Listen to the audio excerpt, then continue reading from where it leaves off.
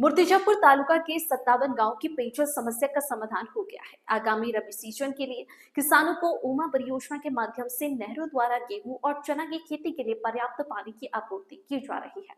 कंजारा क्षेत्र के राजूरा घाटे, निम्बा, केरखेड़, हाटगांव, अरखेड़, बालापुर, कंचरा, मोहखेड़, रामखेड़ सहित आसपास के गांवों के किसान अब सिंचाई के लिए निश्चिंत हैं और गांव में खुशी का माहौल है। उमा परियोजना की निगरानी बोरगांव मंच उप विभाग के अभियंता कसार साहब, शाखा अभियंता संदीप नेमाड़े, नहर निरीक्षक गोपाल भोजापुरे और अंकुश जाधव कर रहे हैं। कल हुई भारी बारिश के कारण उमा नदी बांध 100% भर गया है। परियोजना प्रशासन ने नदी किनारे बसे गांवों के नागरिकों और किसानों से अपील की है कि सुरक्षा के दृष्टिकोण से कोई भी व्यक्ति नदी के तल में न उतरे, न ही पार करने का प्रयास करे।